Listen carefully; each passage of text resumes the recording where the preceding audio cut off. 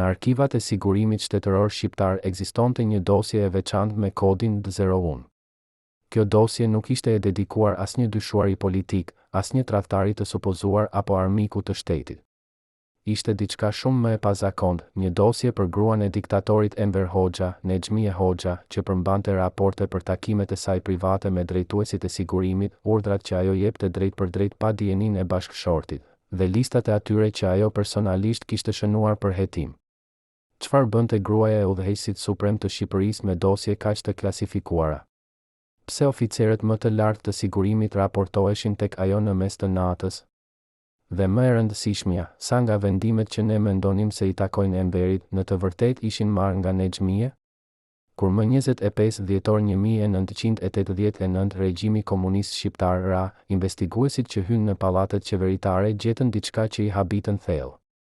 Në zyrën private të Nexhmie Hoxhës, e cila zyrtarisht nuk kishte asnjë pozicion shtetëror pas vitit 1978, ishin grumbulluar mijëra faqe dokumente sekrete.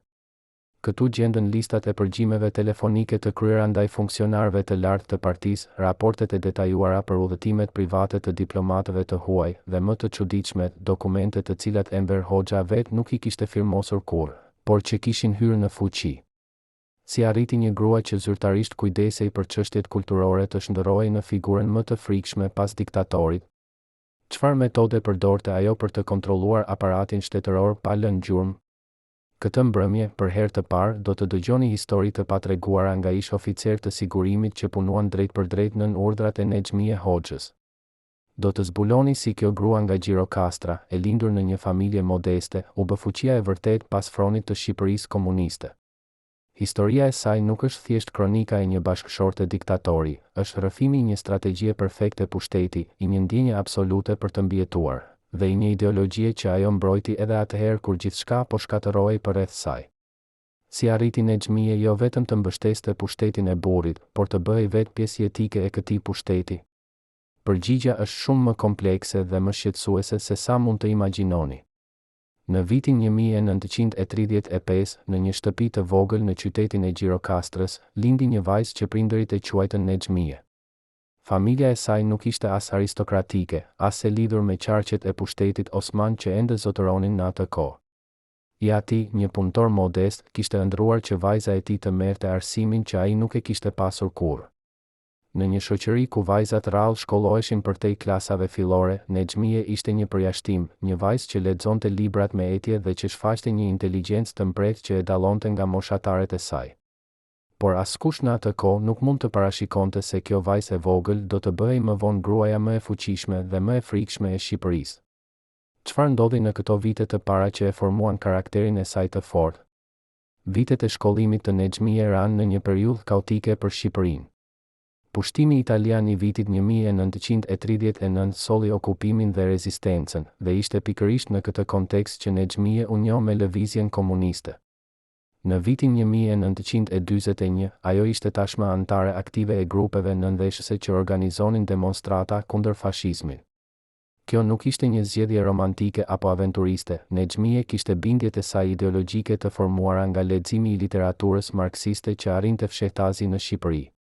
Ajo nuk ishte thjesht një simpatizante, por një besimtare e vërtet në transformimin rrënjësor të shoqërisë. Si ndikoi kjo ideologji e hershme tek ajo që ajo do të bëhej më vonë? Ishte në një mbledhje të fshehtë komuniste në vitin 1942 që Nexhmie e pa për herë të parë Enver Hoxhën. Ai ishte tashmë një figurë e njohur në qarqet e rezistencës, një organizator i talentuar dhe orator karizmatik që mbante fjalime të zjarrta kundër pushtuesve. Nexhmie u magjeps jo vetëm nga fizionomia e tij, por nga vendosmëria dhe vizionin që ai tregonte. Ajo nuk ishte një admiruese pasive, në ato mbledhje, Nexhmie diskutonte haptas me burrat që mendonin se gratë nuk kishin vend në politikë. Disa kujtesa të atyre viteve tregojnë se Enver Hoxha e vuri re Nexhmien jo për bukurinë, por për inteligjencën dhe kurajon që ajo tregonte. Si filloi kjo dashuri që do të shndërrohej në një aleancë politike të paprecedentë? Martesa e tyre u bë më 27 maj 1945, vetëm disa javë pas çlirimit të Shqipërisë nga nazistët. Kjo nuk ishte një dasmë tradicionale me feste dhe miq të shumtë, ishte një ceremonie thjeshtë, pothuajse e fshehur, që pasqyronte karakterin e tyre. Për Nexhmien, kjo martesë nuk ishte thjesht një lidhje personale, por një partneritet ideologjik. Ajo nuk e shihte veten si bashkëshortja që do të qëndronte pas skenave, por si një luftëtare e barabartë në ndërtimin e Shqipërisë së re komuniste. Dhe Enver Hoxha, në mënyrë të çuditshme për atë kohë, e pranoi këtë rol. A ishte kjo dashuri e vërtetë, apo një aleancë strategjike që u ngjis qysh në fillim? Në vitet e para pas luftës, Nexhmie mori pozicione formale në strukturat e reja shtetërore. Ajo u bë pjesë e Komitetit Qendror të Partisë së Punës dhe punoi në sektorin e arsimit dhe kulturës. Por që nga fillimi, roli i saj shkoi përtej titujve zyrtar. Nexhmie ishte në çdo mbledhje të rëndësishme të byros politike, shpesh ulej pranë Enverit dhe ja jepte shënime dhe sugjerime në mes të diskutimeve. Ish antar të atyre organeve kujtojnë se Enver Hoxha shpesh e pyeste Nexhmien për mendimin e saj përpara se të merrte vendime të rëndësishme. A ishte kjo thjesht një konsultim bashkëshortor, apo diçka më e thellë? Ajo që e bënte Nexhmien unike ishte mënyra se si ajo e kombinonte ideologjinë e ashpër komuniste me një aftësi të jashtëzakonshme për të lexuar njerëzit. Ajo nuk u besonte askujt plotësisht, përveç vetes dhe Enverit. Në takimet me përfaqësues të huaj, Nexhmie shpesh ulej pranë dhe dëgjonte me vëmendje çdo fjalë, duke vëzhguar gjeste dhe shprehje që të tjerët nuk I vinin re. Më vonë, në privat, ajo ja raportonte Enver vëzhgimet e saj, duke e paralajmëruar për tradhtitar të mundshëm apo aleat të pabesueshëm. Kjo aftësi e bëri atë një lloj sistemi paralajmërimi të hershëm për regjimin. Por si e fitoi ajo këtë aftësi për të lexuar njerëzit? Në fund të viteve 50, kur Shqipëria u distancua nga Bashkimi Sovjetik dhe u izolua ndërkombëtarisht, roli I Nexhmie Hoxhës u rrit dramatikisht. Ajo u bë përgjegjëse për mbikëqyrjen e institucioneve kulturore dhe arsimore, ku ajo zbatoi një kontroll ideologjik të ashpër. Çdo libër, çdo film, çdo mësim shkollor duhej të kalonte nën sytë e saj. Nexhmie personalisht lexonte raportet për mësuesit dhe profesorët që shprehnin dyshime kundër linjës së partisë. Ajo nuk toleronte asnjë devijim, asnjë nuancë që mund të minonte besimin në komunizëm. Por a ishte ky fanatizëm ideologjik, apo një strategji për të konsoliduar pushtetin e saj dhe të Enverit? 1964 ishte viti kur Nexhmie mori një nga rolet më të rëndësishme, atë të drejtoreshës së Institutit të Studimeve Marksiste-Leniniste. Kjo pozicion mund të tingëllojë si një post akademik, por në realitet ishte shumë më shumë. Ky institut ishte qendra e indoktrinimit ideologjik të gjithë kadrove të larta të partisë dhe shtetit. Çdo funksionar, përpara se të ngjileshe në hierarki, duhej të kalonte në përkurset e këtij instituti. Dhe Nexhmie personalisht zhvillonte disa nga ligjëratat më të rëndësishme. Në këto ligjërata, ajo nuk fliste vetëm për teori abstrakte, por për aplikimin praktik të diktaturës së proletariatit, si të zbulosh armiqt, si të shkatërosh opozitën, si të ruash pastërtinë ideologjike. Çfarë I mësonte ajo saktësisht këtyre kadrove? Por pushteti I vërtet I Nexhmie nuk qëndronte në titujt zyrtar. Ishte në rrjetin e saj të fshehtë të informatorëve dhe agjentëve të sigurimit që I raportoheshin drejt për drejt asaj. Në fillim të viteve 70, ajo kishte krijuar një strukturë paralele brenda sigurimit, një grup prej rreth 20 oficerësh të zgjedhur me kujdes që monitoronin jo armiqtë e shtetit, por vetë funksionarët e lartë të partisë. Këta oficerë përgjoheshin me emrin e koduar Grupi 0. Ata instaluan pajisje përgjimi në zyrat dhe shtëpitë e ministrëve, sekreterëve të parë të qarkeve, madje edhe të antarëve të byros politike. Çdo bisedë, çdo takim privat, çdo koment I bërë pas dyrëve të mbyllura mbërrinte në zyrën e Nexhmie Hoxhës. Si arriti ajo të krijojë një rrjet kaq të sofistikuar pa u zbuluar? Dokumentet që u gjetën më vonë tregojnë se Nexhmie e organizonte këtë monitorim me metodik të përkryer. Çdo mëngjes, para se Enver Hoxha të zgjohej, ajo lexonte raportet e natës, kush kishte takuar kë, kush kishte shprehur dyshime, kush kishte bërë komente kritike. Ajo e ruante këtë informacion në dosje të veçanta, duke ndërtuar profile psikologjike të çdo funksionari. Kur Enver Hoxha fillonte biseda për riorganizimin e qeverisë apo partisë, Nexhmie e kishte tashmë të qartë se kush ishte besnik dhe kush mund të ishte kërcënim. Kjo informacion e bënte atë të pasvendësueshme për Enverin.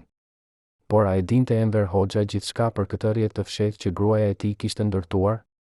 Disa ish antar të byros politike që mbjetuan dhe që folën më vonë, tregojnë histori shqetësuese. Njëri prej tyre kujton se në një mbledhje në vitin 1973, Enver Hoxha befasoi të gjithë duke ju referuar një bisede private që ky funksionar kishte pasur në shtëpinë e tij me gruan e tij. Biseda nuk kishte të bënte me politikë, por me shqetësime personale për sëmundjen e fëmijës.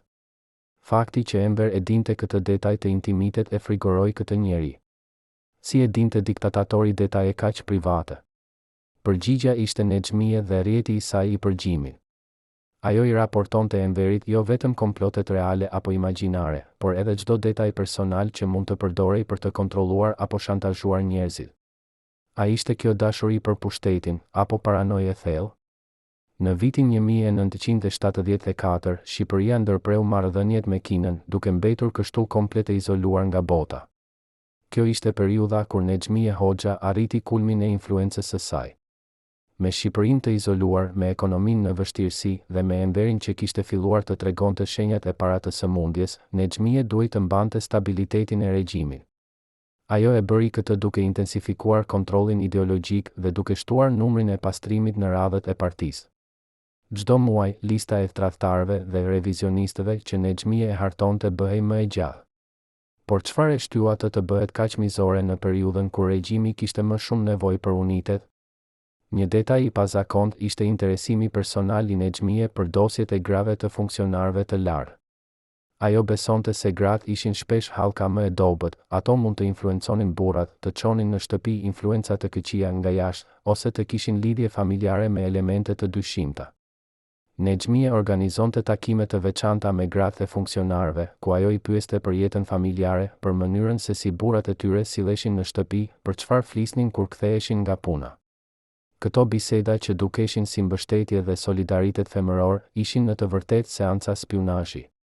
Nexhmie e kishte kuptuar që kontrolli i burrave kalonte shpesh nëpërmjet kontrollimit të grave të tyre. Si reaguan gratë e tjera kur e kuptuan se çfarë po ndodhte? Në prill të vitit 1978, Nexhmie Hoxha dha dorëheqjen nga të gjitha pozicionet e saj zyrtare në parti dhe shtet. Zyrtarisht, arsyeja ishte që ajo dëshironte të përkushtohej plotësisht punës intelektuale dhe shkrimit të historisë së partisë së punës. Por kjo dorëheqje nuk e zvogëloi as pak pushtetin e saj real. Përkundrazi, duke u larguar nga reflektorët, Nexhmie u bë edhe më e padukshme dhe më e rrezikshme. Ajo vazhdoi të mbikëqyrte rrjetin e saj të spionëve, të lexonte raportet sekrete dhe të influenconte Enverin në çdo vendim të rëndësishëm. Përse një grua me aq pushtet vendosi të largohet nga pozicionet zyrtare? Çfarë e shtyu ta bënte këtë? E vërteta është se Nexhmie e kishte parë se Enveri po sëmurej gradualisht. Diabeti, problemet me zemrën dhe një sër sëmundjesh të tjera e kishin dobësuar fizikisht diktatorin.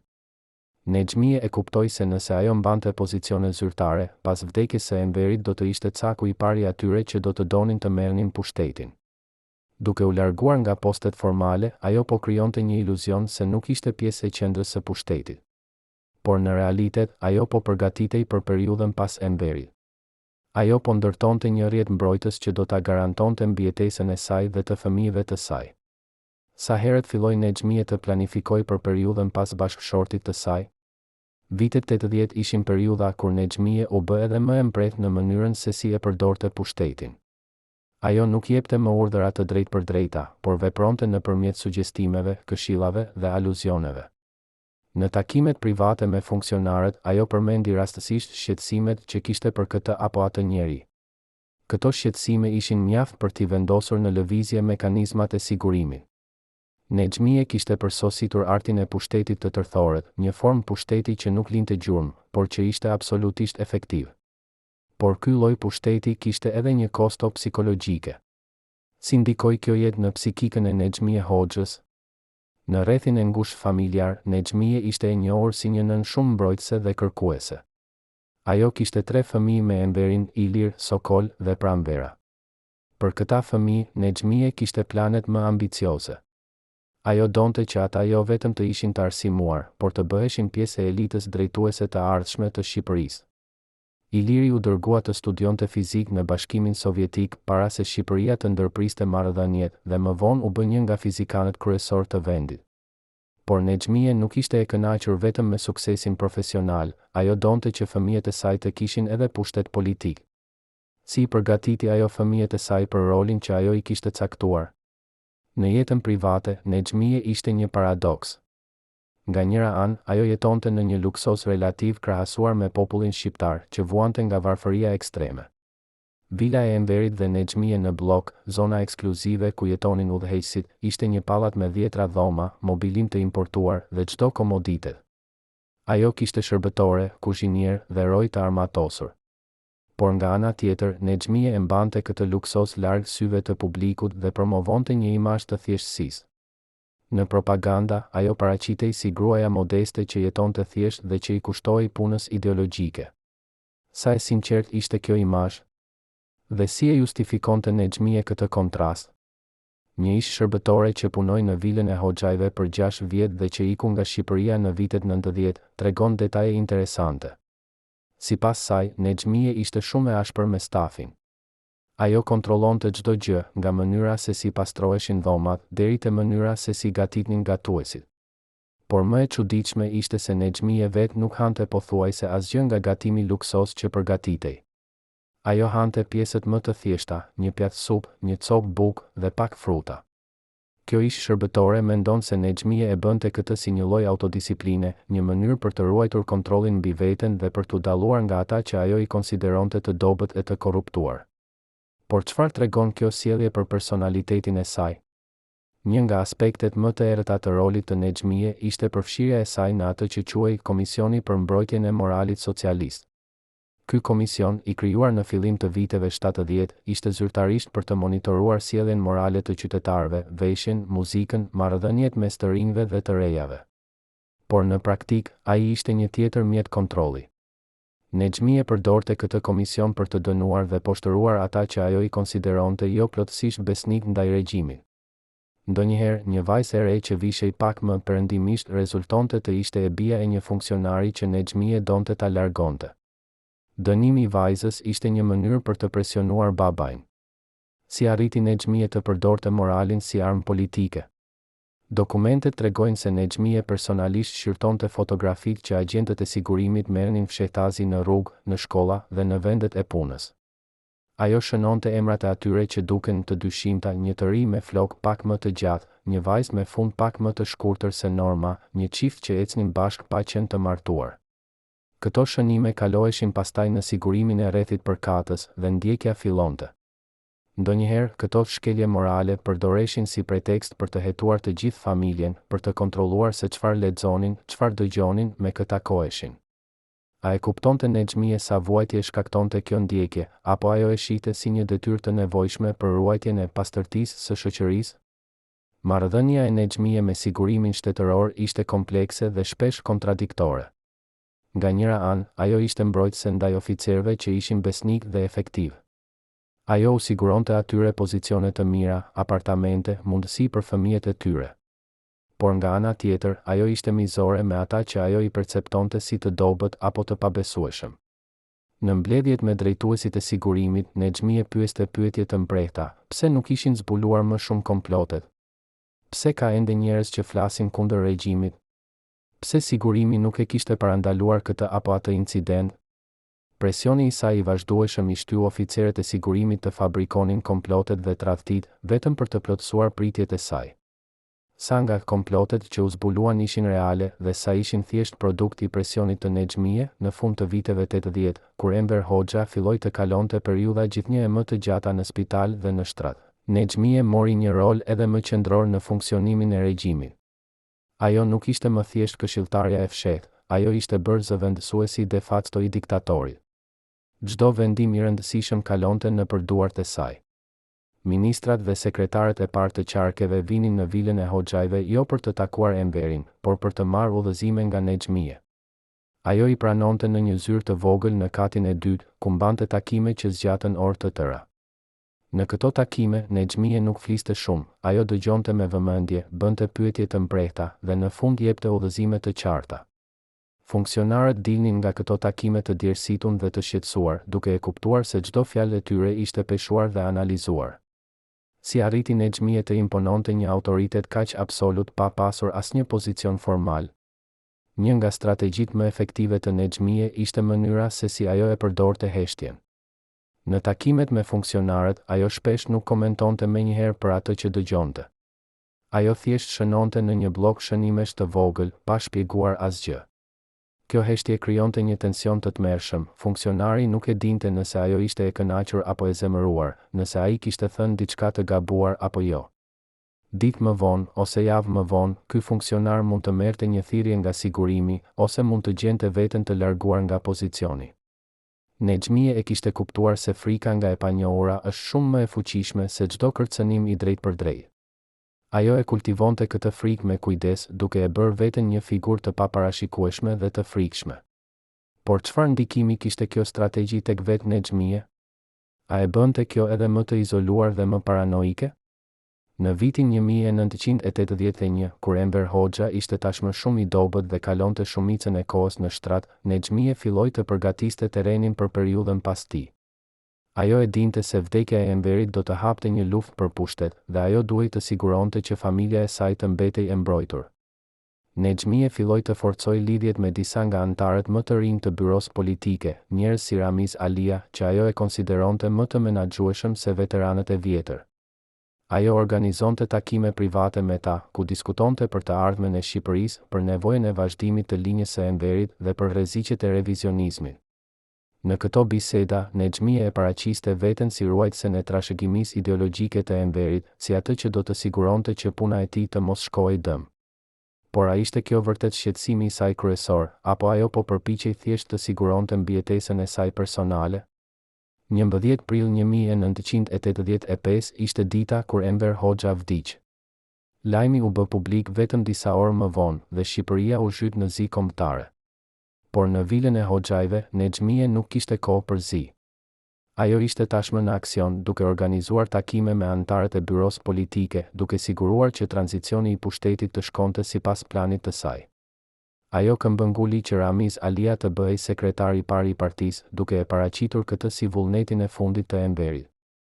Në të vërtetë, Enver Hoxha nuk kishte lënë asnjë testament politik të qartë, por Nexhmie e krijoi këtë narrativ dhe e imponoi atë. Në ditët e para pas vdekjes së Enverit, Nexhmie ishte kudo, në mbledhjet e byros politike, në takimet me drejtuesit e sigurimit, në organizimin e ceremonisë së varrimit. Ajo nuk po mbante zi, ajo po luftonte për të mbajtur kontrollin. Si reaguan anëtarët e tjerë të udhëheqjes ndaj kësaj sjelljeje?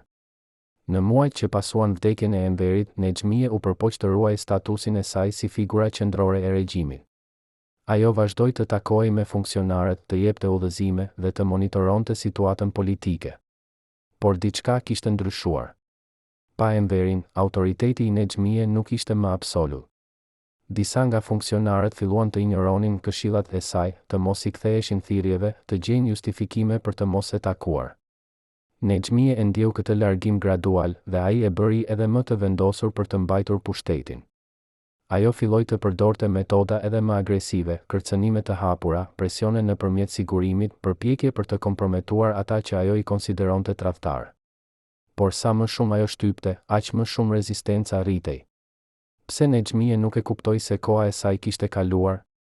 Një nga momentet më dramatike të kësaj periudhe ishte përpjekja e Nexhmie për të vendosur djalin e saj, Ilirin, në pozicione të larta politike. Ajo e shihte Ilirin si trashëgimtarin natyror të Enverit, si atë që do të vazhdonte linjën e familjes Hoxha në udhëheqjen e Shqipërisë.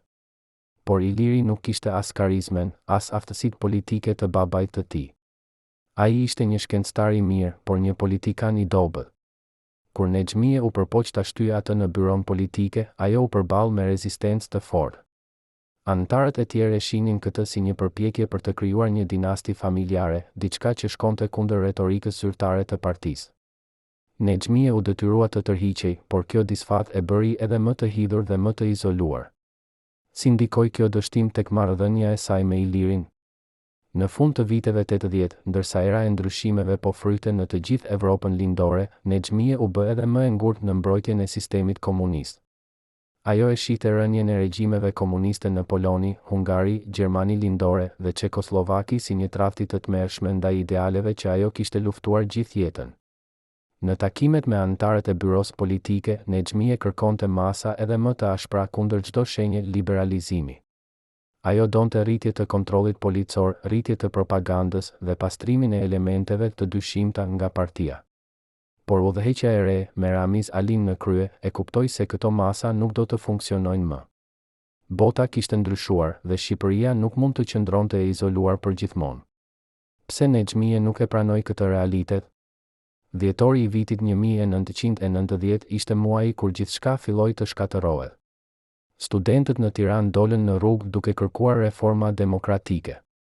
Statuja e Enver Hoxhës në sheshin kryesor u rrëzua nga turma e zemëruar. Nexhmije e pa këtë në televizion dhe sipas dëshmive të atyre që ishin pranë saj, ajo u shemb plotësisht. Për herë të parë në jetën e saj, Nexhmije nuk kishte kontroll mbi situatën. Ajo thiri drejtuesit e sigurimit dhe kërkoi që protestat të shtypen me forcë, por ata i thanë se nuk mund të bëhej më. Ushtria dhe policia nuk ishin të gatshme të qëllonin mbi studentët. Nexhmije e kuptoi se fundi kishte ardhur. Por edhe në atë moment, ajo nuk pranoi disfatën. Ajo filloi të planifikonte se si të mbronte veten dhe familjen e saj nga hakmarrja që do të vinte. Çfarë kaloi në mendjen e saj në ato ditë kaotike? Në mars të vitit 1991, Partia e Punës humbi zgjedhjet e para shumë partijake në historinë e Shqipërisë. Edhe pse fituesi ishte ende Partia Socialiste, emri i ri i Partisë së Punës, ishte e qartë se sistemi i vjetër kishte përfunduar.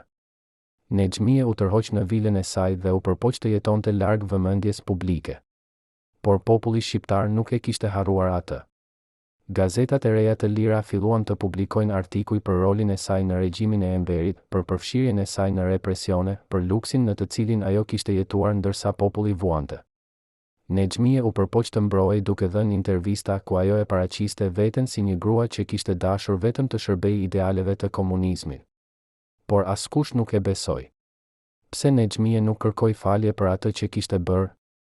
Në qershor të vitit 1991, Nexhmije Hoxha u arrestua me akuzën e shpërdorimit të fondeve shtetërore dhe abuzimit me pushtetin.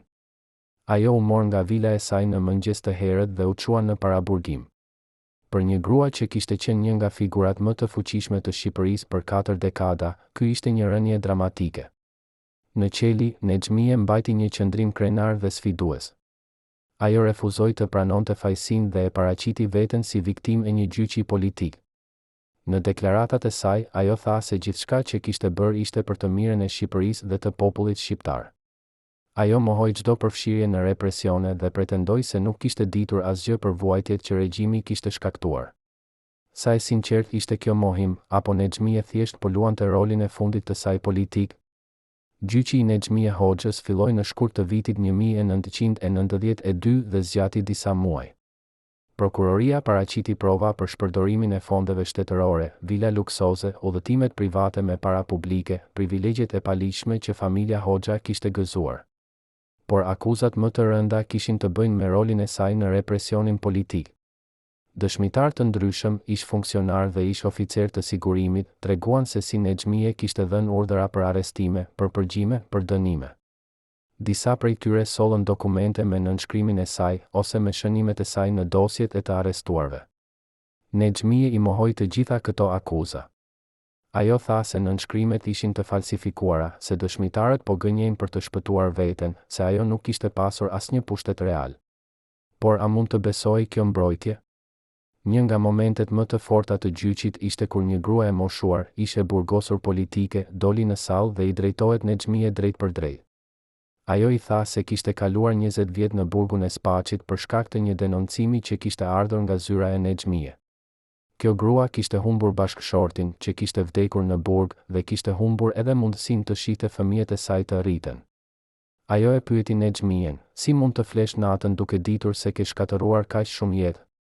Nexhmije e shikoi me një shprehje të ftohtë dhe tha, unë nuk ju njoh. Nuk di për çfarë po flisni. Kjo përgjigje e akullt trondit sallën e gjyqit. Si mund të ishte kaq e pa empatike një grua që kishte qenë nën dhe bashkëshorte? Në maj të vitit 1992, Nexhmije Hoxha u dënua me 11 vjet burg për shpërdorim të fondeve shtetërore dhe abuzim me pushtetin. Gjykata nuk arriti të provonte drejt për drejt përfshirjen e saj në vrasje apo tortura, por dënimi ishte mjaft i rënd për një grua në moshën 77 vjeç. Nexhmije e dëgjoi vendimin pa treguar asnjë emocion. Ajo nuk qau, nuk u lut, nuk kërkoi mëshirë. Në deklaratën e saj të fundit, ajo tha, historia do të më japë të drejtë. Një ditë, populli shqiptar do të kuptoj se çfarë bëm ne për këtë vend. Pastaj ajo u kthye dhe u largua nga salla e gjyqit me kokën lart. Çfarë mendonte ajo vërtet në atë moment? A besonte ajo sinqerisht se kishte bërë të drejtën, apo ishte thjesht krenarisë që nuk e lejonte të pranonte disfatën? Nexhmie kaloi vitet e para të burgimit në burgun e Grave në Tiranë. Sipas rojeve dhe të burgosurve të tjerë, ajo mbajti një qëndrim të largët dhe superior. Ajo nuk u përzije me të burgosurit e tjera, nuk foli shumë, dhe kaloi shumicën e kohës duke lexuar dhe shkruar. Nexhmie filloi të shkruaj kujtimet e saj, një version të historisë ku ajo dhe Enver Hoxha ishin heronj që kishin sakrifikuar gjithçka për Shqipërinë, dhe ku të gjitha akuzat kundër tyre ishin gënjeshtra të fabrikuara nga armiqtë e vendit. Këto kujtesa nuk u publikuan kurrë zyrtarisht në Shqipëri, por kopje të tyre u kontrabanduan jashtë dhe u shpërndan në qarqe të vogla komunistësh nostalgji. Si arriti Nexhmie të ruajë këtë narrativ edhe në burg? Në vitin 1998, pas 6 vitesh në burg, Nexhmie Hoxha u lirua për arsye shëndetësore. Ajo u kthye në një apartament të vogël në Tiranë, shumë larg vilës luksoze ku kishte jetuar dikur. Jeta e saj ishte tani e kufizuar, ajo jetonte me një pension të vogël, pa asnjë privilegj, pa asnjë pushtet. Por Nexhmie nuk u dorëzua. Ajo vazhdoi të takojë me mbështetësit e saj, me ata që ende besonin në idealet e komunizmit. Ajo u dha atyre intervista, u tregoi histori për ditët e arta të Enverit dhe i inkurajoi të mos harrojnë të vërtetën. Por sa njerëz e dëgjonin ende? Dhe sa nga ajo që ajo thoshte ishte e vërtetë? Në vitet e fundit të jetës së saj, Nexhmie u bë një figurë gjysmë e harruar. Mediat nuk flisnin më për të, politikanët nuk e përmendnin, dhe shumica e shqiptarëve e kishin lënë në harres. Ajo jetonte në një lloj izolimi të vetimponuar, duke dalë rrallë nga apartamenti, duke shmangur kontaktet me botën e jashtme. Disa gazetarë u përpoqën ta intervistojnë, por Nexhmie refuzoi shumicën e kërkesave. Ajo tha se nuk kishte më asgjë për të thënë, se historia tashmë ishte shkruar. Por a ishte kjo e vërtetë? Apo Nexhmie thjesht nuk donte të përballej me pyetjet e vështira për të kaluarën e saj? Në shkurt të vitit 2008, Nexhmie Hoxha vdiq në moshën 93 vjeç. Vdekja e saj kaloi pothuajse pa u vënë re. Disa gazeta publikuan lajmin në faqet e brendshme, pa komente të mëdha. Nuk pati ceremoni zyrtare, nuk pati fjalime përkujtimore, nuk pati turm njerëzish që erdhi për ta përcjell. Ajo u varros në varrezat e Sharrës, pranë Enver Hoxhës, në një ceremoni të vogël private ku morën pjesë vetëm anëtarët e ngushtë të familjes. Për një grua që kishte qenë një nga figurat më të fuqishme të Shqipërisë, kjo ishte një fund i heshtur dhe i trishtuar. Por çfarë trashëgimie la Nexhmie Hoxha pas? Sot, më shumë se 15 vjet pas vdekjes së saj, Nexhmie Hoxha mbetet një figurë kontroverse dhe e diskutuar. Për disa, ajo ishte një fanatike ideologjike që ndihmoi në ndërtimin e një nga regjimet më represive të Evropës. Për të tjerë, ajo ishte një grua e fortë që luftoi për atë që besonte, edhe kur gjithçka po shkatërrohej përreth saj. Por çfarë është e vërteta? A ishte Nexhmie një viktimë e kohës dhe e rrethanave, apo ajo ishte një arkitekte aktive e terrorit? A kishte ajo vërtet pushtet, apo ishte thjesht një figurë simbolike që burrat e pushtetit e përdornin për qëllimet e tyre? Dokumentet që janë hapur në vitet e fundit japin një pamje komplekse. Ato tregojnë se Nexhmie kishte vërtet pushtet të konsiderueshëm, por ky pushtet ishte gjithmonë i varur nga Enver Hoxha. Pa të, ajo nuk do të kishte qenë asgjë. Por në të njëjtën kohë, dokumentet tregojnë se Nexhmie nuk ishte thjesht një ekzekutuese e urdhrave, ajo kishte iniciativën e saj, idetë e saj dhe metodat e saj. Ajo nuk ishte një kukull, por një aktor i pavarur në skenën e pushtetit. Kjo e bën përgjegjësinë e saj edhe më të madhe. Si duhet ta gjykojmë ne sot Nexhmie Hoxhën? Një nga pyetjet më të vështira është, a mund të ndahej Nexhmie nga ideologjia që ajo mbështeste? A ishte ajo e aftë të shite përtej dogmave komuniste dhe të kuptonte vuajtjen që regjimi shkaktonte? Apo ajo ishte kaq e zhytur në besimin e saj ideologjik sa që nuk mund të shite realitetin? Disa psikologë që kanë studiuar rastin e saj mendojnë se Nexhmie vuante nga një lloj fanatizmi ideologjik që e verbonte ndaj pasojave të veprimeve të saj. Ajo e shihte botën në terma absolute, miq dhe armiq, besnik dhe tradhtar, të pastër dhe të korruptuar. Në këtë botë kuptim, çdo veprim ishte justifikuar nëse shërbente për kauzën. Por a justifikon kjo atë që ajo bëri? Një tjetër aspekt që duhet konsideruar është roli i gjinis në karrierën e Nexhmije. Ajo ishte një nga gratë e pakta në botën komuniste që arriti një nivel kaq të lartë pushteti. Si arriti ajo këtë në një shoqëri që, pavarësisht retorikës për barazinë gjinore, ishte thellësisht patriarkale? Disa historian argumentojnë se Nexhmije e përdori gjininë e saj si një avantazh, ajo u paraqit si bashkëshortja besnike dhe mbështetëse, duke fshehur ambicjet e saj të vërteta për pushtet. Të tjerë thonë se ajo duhej të ishte edhe më e ashpër dhe më e pamëshirshme se burrat për të fituar respektin e tyre. Në çfarë mase gjinja e saj ndikoi në mënyrën se si ajo ushtroi pushtetin? Trashëgimia e Nexhmije Hoxhës është gjithashtu e lidhur ngushtë me pyetjen më të gjerë të trashëgimisë së komunizmit në Shqipëri.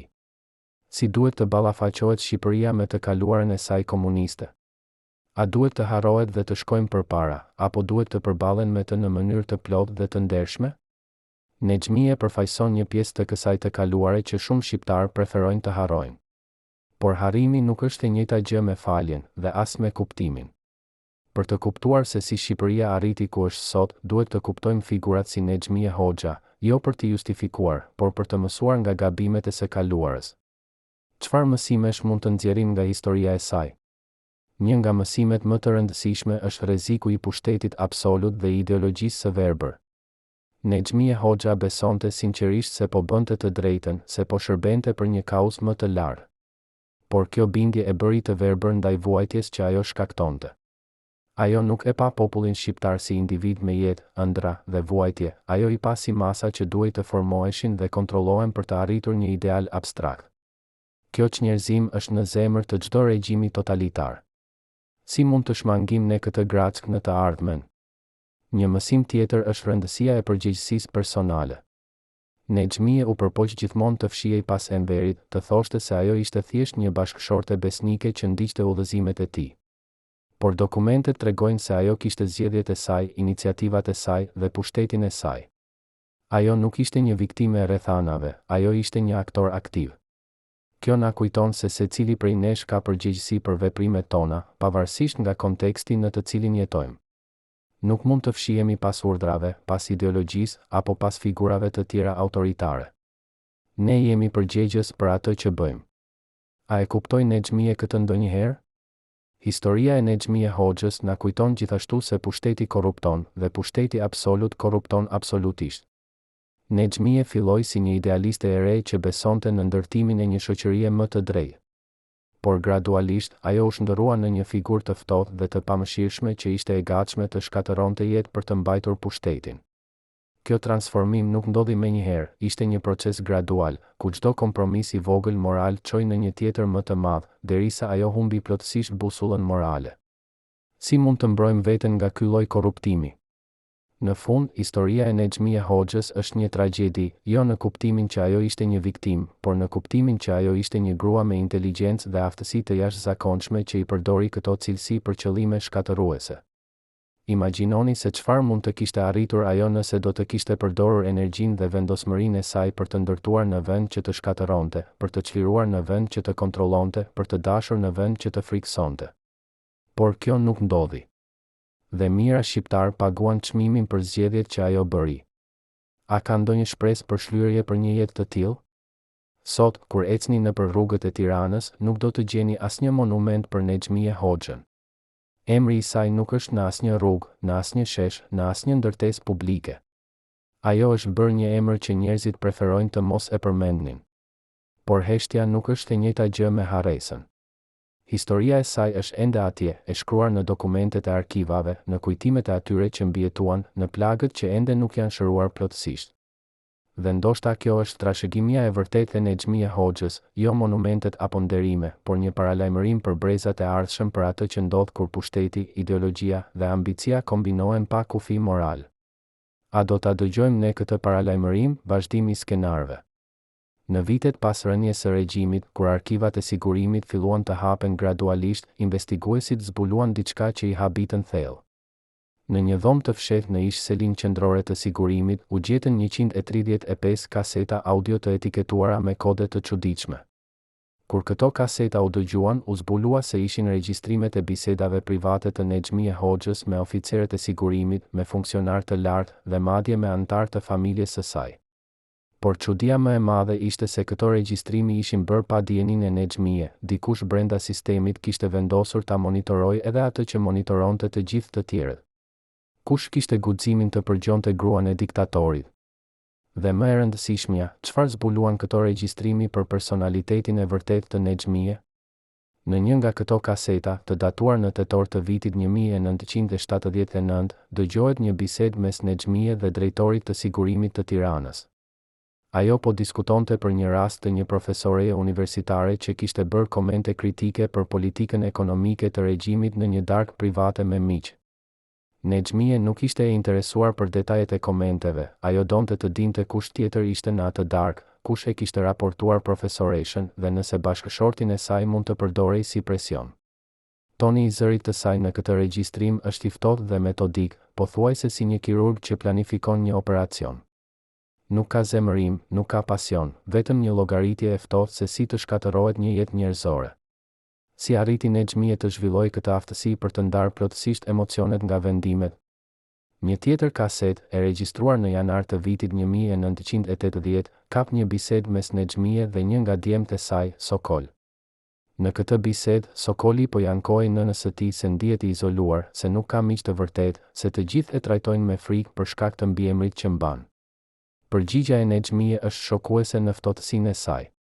Ajo i thot djalit se miqësia është një luksos që familja e tyre nuk mund ta përballojë, se besimi është një dobësi që armiqtë e shfrytëzojnë, se ai duhet të mësojë të jetojë me këtë izolim sepse është çmimi i pushtetit. Nuk ka ngushëllim, nuk ka ngrohtësi nënërore, vetëm një mësim të ashpër për realitetin e jetës që ajo kishte zgjedhur për familjen e saj. Çfarë ndikimi pati kjo edukim tek fëmijët e Nexhmie? Dokumentet tregojnë se Nexhmie kishte një marrëdhënie veçanërisht komplekse me vajzën e saj, Pranverën. Ndryshe nga djemtë, Pranvera kishte treguar shenja rebeli që në moshë të re. Ajo donte të studionte art, të udhëtonte, të kishte një jetë më të lirë se ajo që prindërit e saj kishin planifikuar për të. Nexhmie e shihte këtë si një kërcënim, jo vetëm për imazhin e familjes, por për vetë bazat e pushtetit të tyre. Ajo e detyroi Pranverën të studionte shkenca politike dhe ta braktiste pasionet e saj artistike. Kur Pranvera u martua me një inxhinier të ri që Nexhmie e konsideronte jo mjaft besnik, ajo organizoi që ky martesë të monitorohej vazhdimisht nga sigurimi. Çdo bisedë, çdo takim, çdo letër që shkruante Pranvera kalonte nën sytë e nënës së saj. Si ndikoi kjo kontroll obsesiv tek marrëdhënia nën-bi? Një nga ishrojat e vilës së Hoxhajve, që pranoi të fliste rreth 20 vjet pas rënies së regjimit, tregon një incident që ndodhi në verën e vitit 1982. Pranvera kishte pasur një grindje të ashpër me nënën e saj dhe kishte tentuar të largohej nga vila. Nexhmie e kishte ndaluar fizikisht duke e mbyllur në dhomën e saj për 3 ditë. Gjatë këtyre ditëve, Nexhmie shkoi disa herë në dhomën e Pranverës dhe i mbajti mësime të gjata për detyrën, për sakrificën, për atë që do të thoshte të ishe pjesë e familjes Hoxha. Kur Pranvera u lirua, ajo ishte e thyer psikologjikisht. Ajo nuk u përpoq kurrë më të rebelohej. Ky roje thot se pas atij incidenti, Pranvera u bë si një hije, e pranishme fizikisht, por e largët dhe e heshtur. Çfarë metode përdori Nexhmie për të thyer vullnetin e vajzës së saj? Por ndoshta aspekti më shqetësues i personalitetit të Nexhmie ishte mënyra se si ajo e justifikonte gjithçka që bënte. Në kujtimet që ajo shkroi në burg, Nexhmie nuk shpreh asnjë pendim, asnjë dyshim për zgjedhjet që kishte bërë. Ajo e paraqet veten si një luftëtare të pajpur për një ideal të pastër, si një grua që sakrifikoi lumturinë personale për të mirën e kombit. Çdo veprim i saj, sipas këtij narrativi, ishte i justifikuar nga rrethanat historike dhe nga kërcënimet që Shqipëria përballonte. Ajo shkruan për tradhtarët që duhej të eliminoheshin, për armiqt që duhej të shkatërroheshin, për sakrificën që duhej të bëhej për të mbrojtur revolucionin. Por në asnjë faqe të këtyre kujtimeve nuk ka asnjë fjalë për viktimat reale, për familjet e shkatëruara, për fëmijët që u rritën pa prindër, për jetët që u shuan në burgje dhe kampe. Si arriti Nexhmie të ndërtojë një narrativ kaq të shkëputur nga realiteti? Psikologët që kanë studiuar rastin e saj sugjerojnë se Nexhmie mund të ketë vuajtur nga ajo që quhet disocim moral, një mekanizëm psikologjik ku personi e ndan veten nga pasojat e veprimeve të tij duke i rikuadruar ato në një kornizë ideologjike apo morale që i justifikon.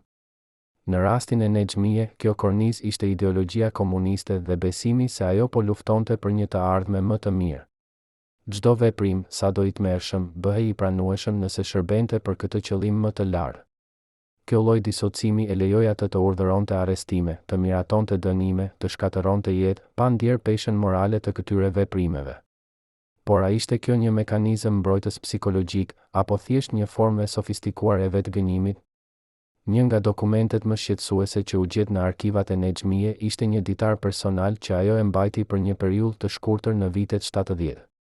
Në këtë ditar, që përmban vetëm 28 faqe, Nexhmie shkruan për ndjenjat e saj të thella të vetmisë dhe izolimit.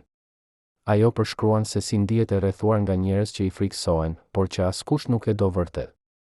Ajo shkruan për dyshimet e saj të vazhdueshme, çdo buzëqeshje mund të jetë e rreme, çdo kompliment mund të fshehë tradhti, çdo shprehje dashurie mund të jetë vetëm një maskë. Në një faqe veçanërisht të dhimbshme, ajo shkruan: "Ndonjëherë pyetem nëse kjo jetë që kemi ndërtuar ja vlen. Por pastaj kujtoj se nuk ka kthim pas. Rruga është zgjedhur dhe duhet të ecim deri në fund, pavarësisht nga çmimi." Çfarë tregon ky ditar për luftën e brendshme të Nexhmie? Por kjo vetdije e mundshme e vetmisë dhe e dyshimit nuk e bëri Nexhmien më të butë apo më njerëzore. Përkundrazi, ajo u bë edhe më e ashpër, sikur po përpiqej të provonte për veten se zgjedhja që kishte bërë ishte e drejtë. Në vitet e fundit të regjimit, kur Enver Hoxha ishte tashmë shumë i dobët, Nexhmie mori vendime që ishin edhe më ekstreme se ato që Enveri do të kishte marrë. Ajo kërkoi pastrimin e një grupi të tërë funksionarësh që ajo i konsideronte të buta ndaj influencave perëndimore. Ajo organizoi fushata të reja indoktrinimi ideologjik në shkolla dhe universitete. Ajo rrit kontrollin mbi artin dhe kulturën, duke ndaluar çdo shprehje që ajo e konsideronte degeneruese. Ishte sikur Nexhmie po përpiqej të provonte se ajo ishte edhe më e fortë, edhe më e vendosur, edhe më besnike ndaj idealeve se kushdo tjetër. Por për kë po e provonte këtë? Një nga viktimat më të njohura të kësaj periudhe ishte një shkrimtar i ri që kishte publikuar një përmbledhje poezish që Nexhmie e konsideroi pesimiste dhe jo në linjë me optimizmin socialist. Ky shkrimtar u arrestua, u dënua me 15 vjet burg dhe vdiq në kampin e Spaçit vetëm 3 vjet më vonë. Familja e tij u internua në një fshat të largët në veri të Shqipërisë. Çfarë kishte shkruar ky poet që e bëri Nexhmien kaq të zemëruar?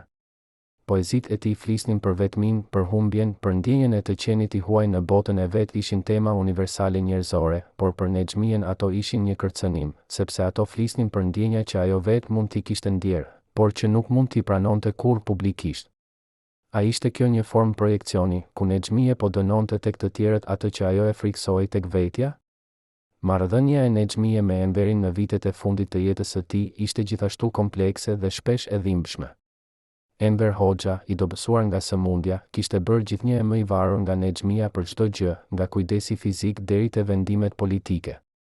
Disa nga infermieret që kujdesen për Enverin tregojnë se Nexhmie ishte e pranishme pothuajse 24 orë në ditë. Ajo e ushqente, e lante, i jepte ilaçet dhe e mbante të informuar për çështjet e shtetit.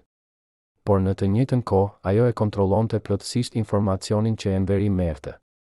Ajo vendoste se cilat raporte do t'i lexoheshin, cilët funksionar do t'a takonin, cilat lajme do t'i tregoheshin. Në një kuptim, Nexhmie kishte bërë Enverin një të burgosur në shtëpinë e tij, edhe pse ai nuk e kuptonte këtë. A e bëri Nexhmie këtë për të mbrojtur Enverin, apo për të mbrojtur pushtetin e saj? Një nga infermieret kujton një skenë që e trondit thellë. Ishte në dimrin e vitit 1984, disa muaj para vdekjes së Enverit. Ai kishte kërkuar të shihte djalin e tij, Ilirin, por Nexhmie i kishte thënë se Iliri ishte i zënë me punë dhe nuk mund të vinte. E vërteta ishte se Iliri ishte në shtëpi, por Nexhmie nuk donte që Enveri ta shihte në atë gjendje. Iliri kishte pasur një grindje me nënën e tij dhe ishte i dukshëm i shqetësuar. Nexhmie e dinte se Enveri do ta vinte re këtë dhe do të bënte pyetje. Kështu që ajo gënjeu dhe Enveri, i dobët dhe i lodhur, e besoi. Kur infermierja e pyeti më vonë pse e kishte bërë këtë, Nexhmie ju përgjigj, ai nuk ka nevojë të di gjithçka.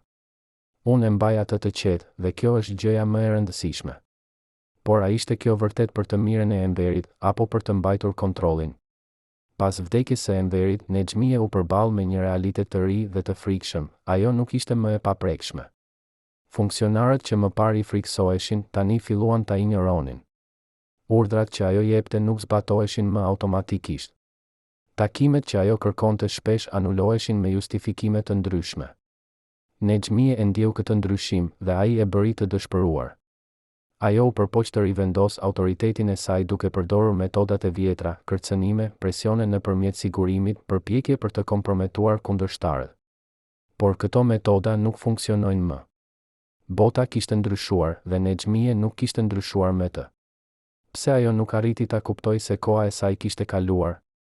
Një nga përpjekjet më të dëshpëruara të Nexhmia në këtë periudhë ishte tentativa për të krijuar një grup besnikësh, një rrjet funksionarësh të rinj që do të ishin besnik ndaj trashëgimisë së Enverit dhe, me këtë, ndaj saj.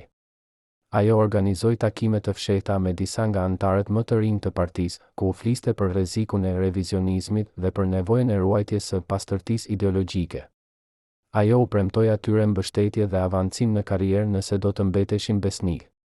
Por shumica e këtyre të rinjve e shihnin Nexhmien si një relikt të së kaluarës, si një figurë që përfaqësonte gjithçka që ishte gabim me regjimin. Ata e dëgjonin me respekt të rrem, por nuk e merrnin seriozisht. Kur Nexhmia e kuptoi këtë, ajo u ndje e tradhtuar dhe e izoluar më shumë se kurrë. Si ndikoi kjo dështim tek shëndetin mendor të saj? Në muajt para arrestimit të saj, Nexhmia filloi të tregojë shenja të një ankthi të thellë. Ajo nuk flinte mirë, hante pak, dhe kalonte orë të tëra duke ecur nëpër dhoma të vilës së saj. Ajo filloi të shihte komplotet kudo, çdo zhurmë e pazakont, çdo makinë e panjohur që kalonte përpara shtëpisë, çdo thirrje telefonike e heshtur ishte një shenjë se po vinte fundi. Ajo i tha një nga të afërmit e saj se ndjente se po e rrethonin, se po e përgatitën për t'u arrestuar, se do ta bënin atë të paguante për gjithçka. Dhe ajo kishte të drejtë. Por edhe në këtë gjendje ankthi, Nexhmia refuzoi të largohej nga Shqipëria, refuzoi të kërkonte azil, refuzoi të pranonte se kishte bërë diçka të gabuar. Ajo tha, unë nuk kam për çfarë të kërkoj falje. Nëse ata duan të më arrestojnë, le ta bëjnë. Por historia do të më japë të drejtë. A besonte ajo vërtet këtë, apo ishte thjesht krenarisë që nuk e lejonte të pranonte disfatën? Dita e arrestimit të Nexhmie ishte 23 qershor 1991. Policia erdhi në mëngjes të herët, rreth orës 6. Nexhmie ishte zgjuar dhe e veshur, sikur e kishte pritur këtë moment. Ajo nuk u rezistoi, nuk bërtiti, nuk u lut. Ajo mori një çantë të vogël që kishte përgatitur paraprakisht me disa rroba dhe disa libra dhe u largua me policinë pa thënë asnjë fjalë. Fqinjet që e pan atë në atë mëngjes tregojnë se ajo ecte me kokën lart, me një shprehje të ftohtë dhe të largët në fytyrë. Ishte sikur ajo po shkonte në një takim zyrtar, jo në arrest. Çfarë kalonte në mendjen e saj në atë moment? A ndjente frikë, zemërim, pendim? Apo ajo ishte tashmë kaq e shkëputur nga emocionet sa që nuk ndjente asgjë? Në muajt e parë të paraburgimit, Nexhmia refuzoi të bashkëpunojë me hetuesit. Ajo nuk pranoi asnjë akuzë, nuk dha asnjë shpjegim, nuk nënshkroi asnjë dokument. Në seancet e pyetjeve, ajo ulej në heshtje, duke i shikuar hetuesit me një shprehje të ftohtë dhe përbuzëse. Kur ata e pyesnin për rolin e saj në represione, ajo përgjigjej, unë nuk di për çfarë po flisni. Kur i tregonin dokumente me nënshkrimin e saj, ajo thoshte, këto janë falsifikime. Kur i solli përballë me dëshmitar që akuzonin, ajo i injoronte plotësisht. Kjo qëndrim e bëri gjyqin shumë më të vështirë për prokurorinë, por gjithashtu e bëri Nexhmien të dukej edhe më e ftohtë dhe e paempatike në sytë e publikut. Pse ajo zgjodhi këtë strategji mbrojtjeje? Një nga psikologët që e ekzaminoi Nexhmien gjatë gjyqit shkroi në raportin e tij se ajo tregonte shenja të një strukture personaliteti narcisiste me elemente paranoike. Sipas tij, Nexhmia kishte një imazh të fryrë të vetes dhe të rëndësisë së saj, një paftësi për të ndjerë empati ndaj të tjerëve dhe një tendencë për të parë veten si viktimë e komploteve. Ajo besonte sinqerisht se ishte e pafajshme, se gjithçka që kishte bërë ishte e justifikuar dhe se akuzat kundër saj ishin pjesë e një fushate për ta shpifur atë dhe për ta shkatëruar trashëgiminë e Enverit. Ky psikolog konkludoi se Nexhmie nuk ishte aftë të kuptoj se sa dëm kishte shkaktuar, sepse ajo nuk mund të shihte botën nga perspektiva e të tjerëve. Për të, ekzistonte vetëm perspektiva e saj dhe çdo gjë tjetër ishte e pavlefshme. A mund të trajtohet një person me një strukturë personaliteti të tillë? Gjatë viteve në burg, Nexhmie u bë edhe më e mbyllur dhe më e izoluar. Ajo refuzoi të marrë pjesë në aktivitetet e burgut, refuzoi të fliste me të burgosurit e tjera, refuzoi madje edhe vizitat nga anëtarët e familjes për një periudhë të gjallë. Ajo kalonte ditët duke lexuar dhe shkruar, duke jetuar në një botë të brendshme që ajo kishte krijuar për veten. Në këtë botë, ajo ishte ende gruaja e fuqishme dhe e respektuar që kishte qenë dikur, jo e burgosuara e poshtëruar që ishte bërë. Rojat e burgut tregojnë se Nexhmie shpesh fliste me veten, duke mbajtur monologe të gjata ku ajo argumentonte me kundërshtar imagjinar, duke i bindur ata për të drejtën e saj. Ishte kjo një formë e çmendjes, apo thjesht një mekanizëm mbijetese psikologjike? Pas lirimit nga burgu në vitin 1998, Nexhmie u kthye në një apartament të vogël që ishte dhënë nga shteti. Apartamenti kishte 2 dhoma, një kuzhinë të vogël dhe një balkon që shikonte një rrugë të zhurmshme. Ishte një kontrast i madh me vilën luksoze ku ajo kishte jetuar për dekada. Por Nexhmie nuk u ankua kurrë për kushte. Ajo e organizoi apartamentin me kujdes, duke e mbushur me libra dhe me disa fotografi të vjetra të familjes. Ajo jetonte thjesht, një rutinë e rregullt e ngrënies, leximit dhe shkrimit. Ajo doli rrallë dhe kur dilte, ecte me kokën ulur, duke shmangur kontaktin me njerëzit. Ishte sikur ajo po përpiqej të bëhej e padukshme, të zhduket në anonimitetin e qytetit që dikur e kishte kontrolluar. Por a arriti ajo ndonjëherë të gjejë paqe në këtë jetë të re? Në vitet e fundit, Nexhmie pranoi disa intervista me gazetarë të huaj që ishin të interesuar për historinë e saj. Në këto intervista, ajo mbajti të njëjtën linjë që kishte mbajtur gjithmonë, ajo dhe Enveri kishin bërë atë që mendonin se ishte më e mira për Shqipërinë, ata kishin gabuar në disa gjëra, por qëllimet e tyre ishin të pastra. Ajo mohoi çdo përfshirje personale në represione dhe tha se shumë nga akuzat kundër saj ishin të egzageruara ose të fabrikuara. Kur gazetarët e pyesnin për viktimat e regjimit, ajo thoshte, çdo revolucion ka koston e vet, ne nuk ishim të përsosur, por ishim të sinqertë. Kjo përgjigje e standardizuar, e përsëritur në çdo intervistë, tregonte se Nexhmie kishte ndërtuar një narrativ të fortë për veten që ajo nuk ishte e gatshme ta ndryshonte, pavarësisht nga provat apo nga dëshmitë. A ishte kjo një formë e mohimit psikologjik, apo një strategji e vetëdijshme për të mbrojtur imazhin e saj? Një nga gazetarët që e intervistoi Nexhmien në vitin 2005 tregon një detaj interesant. Pas intervistës formale, ndërsa po mblidhte pajisjet, ai e pa Nexhmien duke shikuar nga dritarja e apartamentit të saj.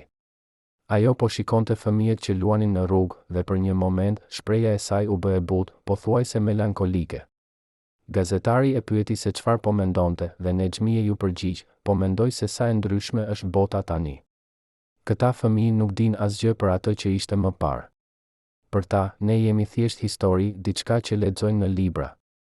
Ndonjëherë pyetem nëse kjo është mirë apo keq. Ishte një nga rrallë momentet kur Nexhmie tregoi diçka që mund të interpretohej si dyshim apo reflektim.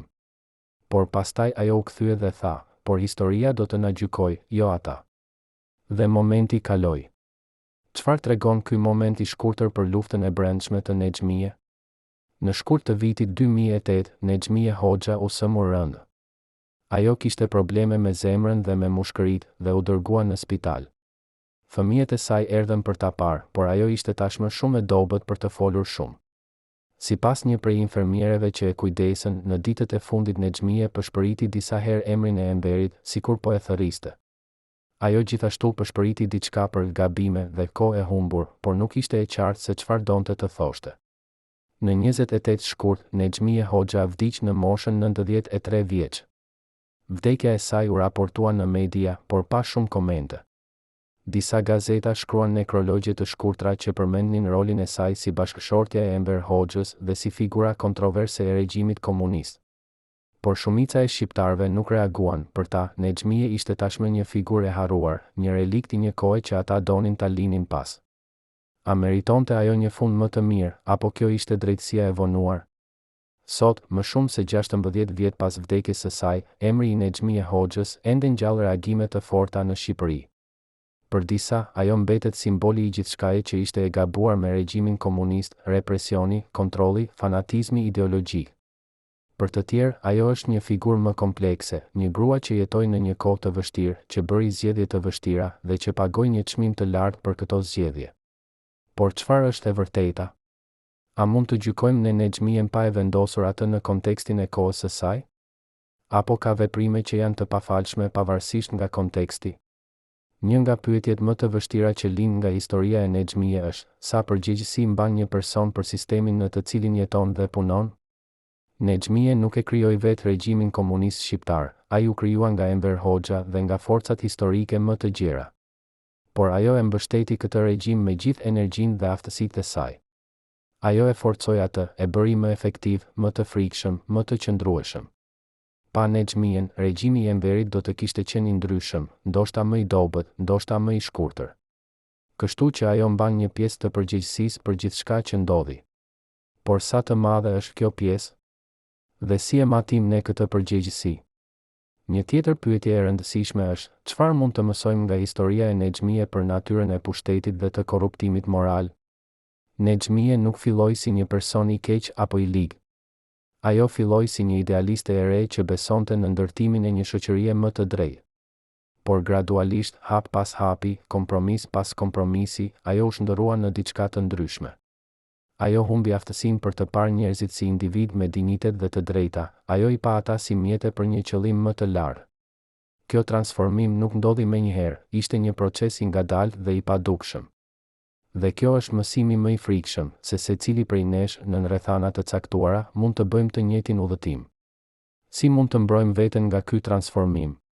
Historia e Nexhmie Hoxhës na kujton gjithashtu për rëndësinë e kujtesës historike. Nëse ne harrojmë se çfarë ndodhi, nëse ne nuk e transmetojmë këtë histori tek brezat e rinj, ne rrezikojmë ta përsërisim të njëjtën gabim. Të rinjt shqiptar sot duhet të dinë jo vetëm për Enver Hoxhën, por edhe për Nexhmien, për rolin që ajo luajti, për zgjedhjet që ajo bëri, për pasojat që këto zgjedhje patën. Ata duhet të kuptojnë se pushteti pa përgjegjësi, ideologjia pa humanizëm dhe ambicia pa moral çojnë në tragjedi. Vetëm duke kuptuar të kaluarën mund të ndërtojmë një të ardhme më të mirë. Por apo e bëjmë ne këtë punë të kujtesës në mënyrë adekuate? Në fund, historia e Nexhmie Hoxhës është një histori për zgjedhjet që ne bëjmë dhe për pasojat që këto zgjedhje kanë. Ajo zgjodhi pushtetin mbi dashurinë, ideologjinë mbi humanizmin, kontrollin mbi lirinë. Dhe ajo pagoi një çmim të lartë për këto zgjedhje, një jetë të mbushur me frikë, dyshim, izolim dhe në fund, poshtërim dhe harresë. Por çmimi më i madh u pagua nga mijëra shqiptar të pafajshëm që vuajtën nën regjimin që ajo ndihmoi të ndërtojë dhe të mbajë. Historia e tyre është ajo që duhet të mbajmë mend më së shumti. Nexhmie Hoxha është vetëm një kapitull në këtë histori më të gjerë, një kapitull i errët dhe i dhimbshëm, por një kapitull që duhet lexuar dhe kuptuar nëse duam të shmangim përsëritjen e tij. A jemi ne të gatshëm ta bëjmë këtë punë të vështirë të kujtesës dhe të reflektimit, vazhdimi i skenarëve? Në arkivat e Institutit të Studimeve Marksiste-Leniniste, që Nexhmie drejtoi për më shumë se një dekadë, investiguesit zbuluan një koleksion të çuditshëm dokumentesh pas rënies së regjimit. Ishin 167 dosje personale që Nexhmie kishte krijuar për intelektualët, shkrimtarët, artistët dhe profesorët më të shuar të Shqipërisë. Por këto nuk ishin dosje zyrtare të sigurimit, ishin diçka më personale dhe më shqetësuese.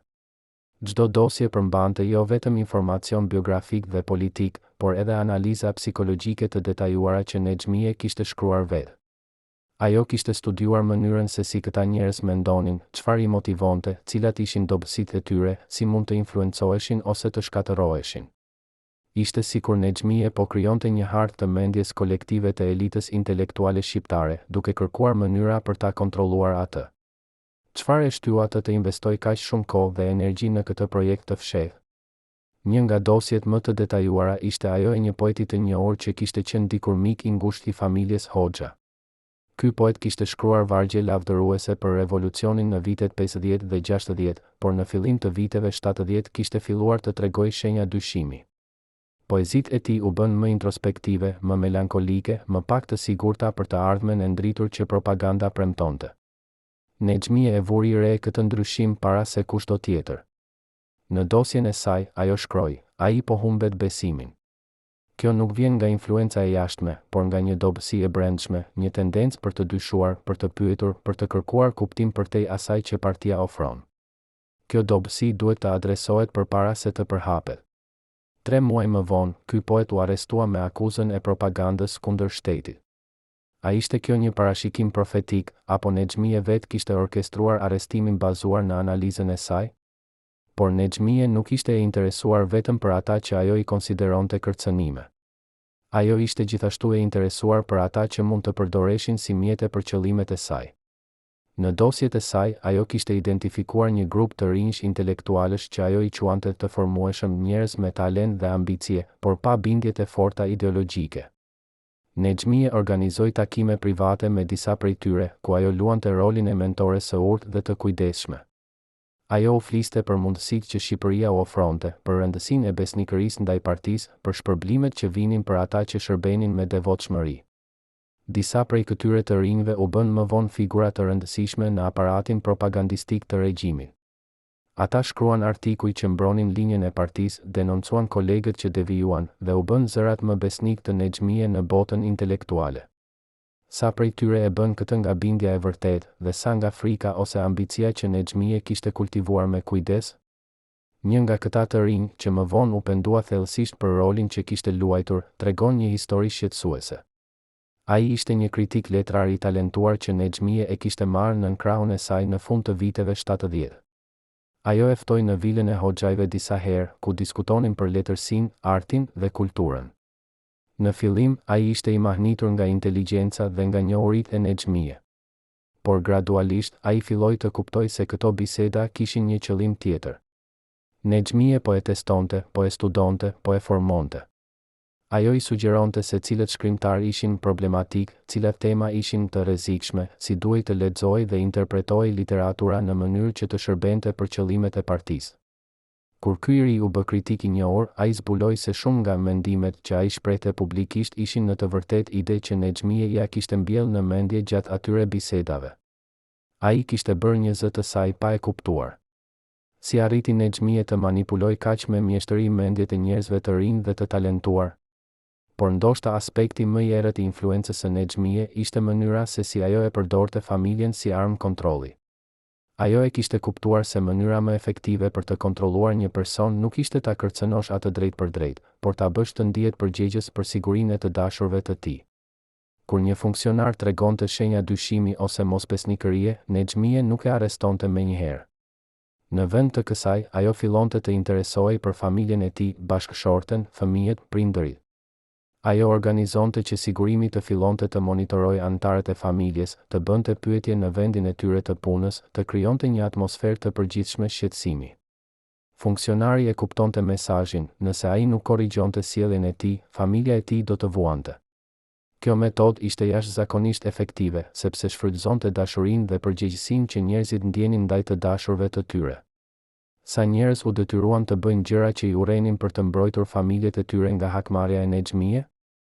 Një rast veçanërisht tragjik ishte ai një mjeku të talentuar që kishte studiuar në Francë para se Shqipëria të mbyllej plotësisht. Ky mjek kishte ruajtur disa libra mjekësor në frëngjisht dhe shpesh konsultohej me to për rastet e vështira. Dikush e raportoi këtë tek sigurimi dhe informacioni arriti tek Nexhmije. Ajo e thiri mjekun në një takim privat dhe I tha se ruajtja e librave të huaj ishte një shenjë e mentalitetit borgjez dhe e nostalgjisë për perëndimin. Mjeku u përpoq të shpjegojë se librat ishin thjesht mjete profesionale, por Nexhmije e ndërpreu. Ajo I tha se kishte dy zgjedhje, ose të dorëzonte librat dhe të shkruante një vetkritik publike, ose të përballej me pasojat. Kur mjeku hezitoi, Nexhmije përmendi rastësisht se e bija e tij ishte student në Universitetin e Tiranës dhe se do të ishte turp nëse diçka do të ndikonte në të ardhmen e saj. Mjeku e kuptoi kërcënimin. Ai dorëzoi librat, shkroi vetë kritikën dhe nuk foli kurrë më për këtë incident. Por ai humbi diçka thelbësore atë ditë, respektin për veten dhe besimin se mund të jetonte me integritet në atë shoqëri. Sa njerëz të tjerë kaluan nëpër të njëjtin proces të thyrë të shpirtit? Marrëdhënia e Nexhmije me gratë e tjera në elitën e partisë ishte gjithashtu komplekse dhe shpesh armiqësore. Ajo I shihte ato si konkurrente të mundshme për influencë, si kërcënime të mundshme për pozicionin e saj. kur një grua tjetër në byron politike filloi të fitoj popularitet për punën e saj në sektorin e arsimit, Nexhmie filloi një fushat të fshehtë për ta diskredituar. Ajo përhapi thashë theme se kjo grua kishte marrëdhënie të papërshtatshme me një koleg, se ajo neglizhonte fëmijët e saj për karrierën, se ajo kishte shprehur dyshime për disa politika të partisë. Asnjë nga këto akuza nuk ishte e vërtetë, por ato krijuan një atmosferë dyshimi rreth kësaj gruaje. Gradualisht, ajo u largua nga pozicionet e rëndësishme dhe u dërgua të punojë në një qark të largët. Nexhmie nuk e bëri këtë nga xhelozia personale, ajo e bëri nga një llogaritje e ftohtë se çdo grua tjetër me pushtet ishte një kërcënim për monopolin e saj të influencës. Por çfarë tregon kjo për mënyrën se si Nexhmie e konceptonte solidaritetin mes grave? Në të vërtetë, Nexhmie kishte një marrëdhënie të thellë ambivalente me çështjen e barazisë gjinore. Nga njëra anë, ajo përfitoi nga retorika komuniste e barazisë, kjo i lejoi asaj të merrte pozicione dhe të ushtronte pushtet në një mënyrë që do të kishte qenë e pamundur në një shoqëri tradicionale. Por nga ana tjetër, ajo nuk bëri pothuajse asgjë për të promovuar gratë e tjera ose për të përmirësuar kushtet e grave të zakonshme shqiptare. Në fjalët e saj publike, ajo fliste për çlirimin e gruas dhe për barazinë socialiste, por në praktik, ajo ishte e interesuar vetëm për pushtetin e saj personal. Gratë e tjera ishin ose mjete që ajo mund t'i përdorte, ose kërcënime që ajo duhej t'i eliminonte. Kjo qasje e instrumentalizuar ndaj gjinisë tregon se për Nexhmien çdo identitet gjinor, kombëtar, ideologjik, ishte thjesht një mjet për qëllime pushteti. A mund të quhet ajo një pioniere e grave në politikë, apo thjesht një oportuniste që shfrytëzoi çdo avantazh të mundshëm? Një nga periudhat më intensive të aktivitetit të Nexhmie ishte gjatë fushatës së ashtu quajtur luftës kundër liberalizmit në vitet 70. Kjo fushatë kishte për qëllim të eliminonte çdo shenjë të influencës perëndimore në kulturën dhe shoqërinë shqiptare. Nexhmie ishte arkitektja kryesore e kësaj fushate. Ajo organizoi seminare ku intelektualët duhej të kritikonin veprat e njëri tjetrit për devijime liberale. Ajo krijoi komisione që inspektonin bibliotekat, muzeet, teatrot dhe shkollat për të gjetur materiale problematike. Ajo personalisht shqyrtonte listat e librave që propozoheshin për botim dhe shpesh i refuzonte ato për arsye që dukeshin arbitrare, një personazh që ishte shumë individualist, një temë që ishte shumë pesimiste, një stil që ishte shumë eksperimental. Rezultati ishte një ngushtim drastik i hapësirës krijuese dhe intelektuale në Shqipëri. Artistët dhe shkrimtarët mësuan të vetë cenzurohen, të shkruajnë vetëm atë që ishte e sigurt, të shmangin çdo gjë që mund të interpretohej si kritik ose dyshim. Si ndikoi kjo fushat tek zhvillimi kulturor i Shqipërisë? Por Nexhmie nuk e shihte këtë si një kufizim, ajo e shihte si një pastrim të nevojshëm. Në një fjalim që ajo mbajti në Institutin e Studimeve Marksiste-Leniniste në vitin 1976, ajo tha: "Liria e vërtet nuk është liria për të thënë çdo gjë që të vjen në mendje. Liria e vërtet është liria nga ignoranca, nga konfuzioni, nga influencat e këqija që na largojnë nga rruga e drejtë. Ne po I çlirojmë njerëzit tanë duke I mbrojtur nga këto influenca." Kjo logjik orwelliane, ku liria arrihet nëpërmjet kontrollit, ku e vërteta mbrohet nëpërmjet censurës, ishte në zemër të mënyrës se si Nexhmie e justifikonte veprimet e saj. Ajo besonte sinqerisht se po bënte një shërbim për popullin shqiptar duke e mbrojtur atë nga korruptimi I ideve të huaja. Por sa nga ky besim ishte I sinqert, dhe sa ishte thjesht një racionalizim për dëshirën e saj për kontroll absolut? Një nga viktimat më të njohura të kësaj fushate ishte një regjisor teatri që kishte tentuar të vinte në skenë një version të modernizuar të një drame klasike shqiptare. Regjisori kishte përdorur teknika të reja skenike, kishte interpretuar personazhet në një mënyrë më psikologjike dhe kishte lënë disa pyetje të hapura në fund të dramës në vend që të jepte një mesazh të qartë ideologjik. Shfaqja u paraqit në një teatër në Tiranë dhe fillimisht u prit mirë nga publiku. Por Nexhmie shkoi ta shihte vetë dhe ajo nuk ishte e kënaqur. Në një mbledhje të Komitetit Qendror disa ditë më vonë, ajo e kritikoi ashpërshfaqjen për formalizëm borgjes dhe mungesë qartësie ideologjike. Ajo tha se shfaqja kishte lënë publikun të konfuzuar në vend që ta edukonte, se kishte ngritur pyetje në vend që të jepte përgjigje. Shfaqja u ndalua pas vetëm 5 performancave dhe regjisori u largua nga puna. Ai nuk punoi kurrë më në teatr. Çfarë humbi Shqipëria duke humbur talentet e njerëzve si ky regjisor? Por ndoshta aspekti më tragjik i kësaj fushate ishte ndikimi që ajo pati tek vetë artistët dhe intelektualët. Shumë prej tyre filluan të internalizojnë kriteret e censurës, të mendonin si Nexhmije para se të krijonin. Ata nuk prisnin më që puna e tyre të refuzojë, ata e refuzonin vetë përpara se ta krijonin. Kjo vetë cenzur ishte shumë më efektive se çdo censur e jashtme, sepse ajo e shkatëronte kreativitetin në burim. Një shkrimtar që mbijetoi këtë periudhë dhe që emigroi pas rënies së regjimit, tregon se ai kaloi vite duke u përpjekur të rikuperojë aftësinë për të shkruar lirisht. Ai tha, Nexhmije nuk ishte vetëm në kokën time kur shkruaja, ajo ishte bërë pjesë e mënyrës sime të menduarit. Unë nuk mund të shkruaja një fjali pa e dëgjuar zërin e saj duke e kritikuar. Më duhen vite terapi për ta hequr atë zë. Sa artistë dhe intelektual të tjerë mbetën të dëmtuar përgjithmonë nga kjo eksperiencë. Në jetën e saj private, Nexhmije ishte gjithashtu një figurë kontradiktore.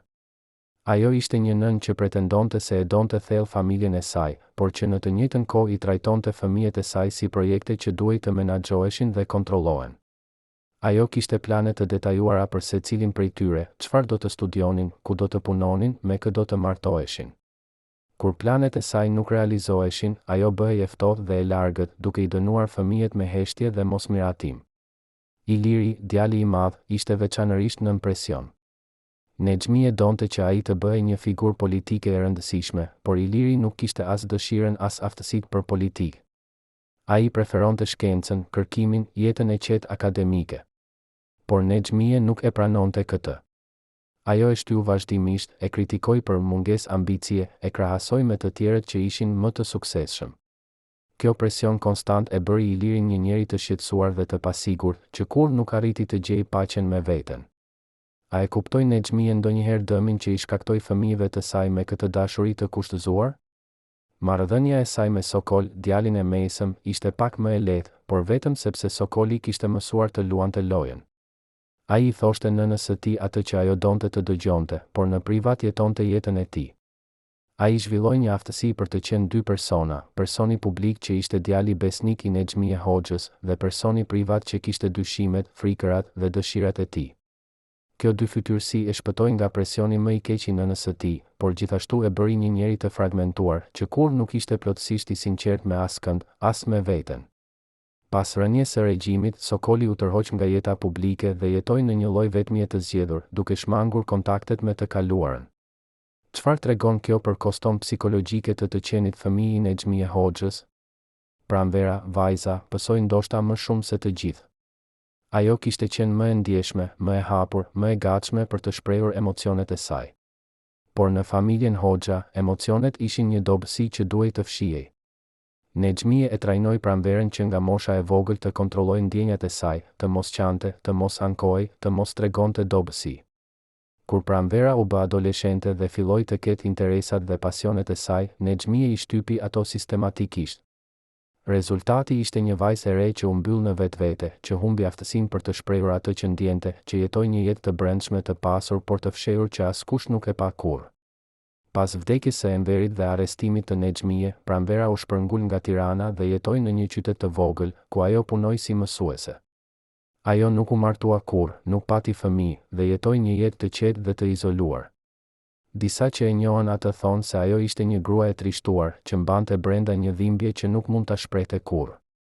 A ishte kjo një zgjedhje e saj, apo një pasojë e mënyrës se si Nexhmije e kishte rritur? Në vitet pas vdekjes së Enverit, kur Nexhmije po përpiqej të mbante kontrollin mbi situatën politike, ajo gjithashtu po përballej me një krizë personale të thellë. Për herë të parë në jetën e saj, ajo ishte vërtet vetëm. Enver Hoxha, pavarësisht nga të gjitha problemet dhe kompleksitetet e marrëdhënies së tyre, kishte qenë partneri i saj, bashkëpunëtori i saj, arsyeja e saj për ekzistencë. Patë, Nexhmije nuk e dinte se kush ishte ajo. A ishte ajo ende gruaja e fuqishme që kishte qenë, apo ishte thjesht një vejush e një diktatori të vdekur? Kjo pyetje e mundon atë, edhe pse ajo nuk e pranoi kurrë publikisht. Në ditarët e saj të kësaj periudhe, që u gjetën më vonë, ka shenja të një ankthi ekzistencial, pyetje për kuptimin e jetës së saj, për atë që kishte arritur, për atë që kishte humbur. Në një hyrje, ajo shkruan: "Kam jetuar për një kauzë që tani duket sikur po zhduket. Çfarë mbetet kur kauzja zhduket? Çfarë jam unë pa të?" Kjo pyetje tregon një moment rrallë të vetëdyshimit, një çarje në armaturën e sigurisë që Nexhmije kishte ndërtuar rreth vetes. Por kjo çarje nuk zgjati gjatë, në hyrjet e mëvonshme, ajo kthehet në tonin e saj të zakonshëm të sigurisë dhe të justifikimit. Arrestimi i Nexhmije në vitin 1991 ishte një moment kthese jo vetëm për të, por për të gjithë Shqipërinë. Ishte një shenjë se koha e pandëshkueshmërisë kishte përfunduar, se ata që kishin ushtruar pushtet pa përgjegjësi tani do të përballen me pasojat. Por gjyqi i saj gjithashtu ngriti pyetje të vështira për drejtësinë tranzicionale. Si mund të gjykohet dikush për krime që u kryen në një sistem ku ato krime ishin të ligjshme? Si mund të vendoset përgjegjësia individuale në një regjim ku të gjithë ishin pjesë e një makine më të madhe? Nexhmije e shfrytëzoi këtë ambiguitet në mbrojtjen e saj. Ajo argumentoi se ajo kishte vepruar brenda sistemit ligjor të kohës, se ajo nuk kishte bërë asgjë që nuk ishte autorizuar nga ligjet dhe nga strukturat e shtetit. Kjo mbrojtje kishte një logjik të caktuar, por a e bën kjo atë më pak përgjegjëse për pasojat e veprimeve të saj? Gjykata vendosi se po, Nexhmije mbante përgjegjësi, sepse ajo kishte pasur zgjedhje. Ajo nuk ishte një funksionare e ulët që thjesht ndiqte urdhrat, ajo ishte një nga arkitektet e sistemit, një nga ata që e kishin krijuar dhe e kishin mbajtur atë. Ajo kishte pasur pushtetin për të ndryshuar gjërat, për të qenë më e butë, për të treguar mëshirë. Por ajo kishte zgjedhur të mos e bënte. Kjo zgjedhje e bëri atë përgjegjëse. Dënimi 11 vjeçar që ajo mori ishte një përpjekje për të balancuar drejtësinë me realitetin. Ai ishte mjaft i rënd për të dërguar një mesazh, por jo aq i rënd sa të dukej si hakmarrje. Por a ishte ky dënim i mjaftueshëm?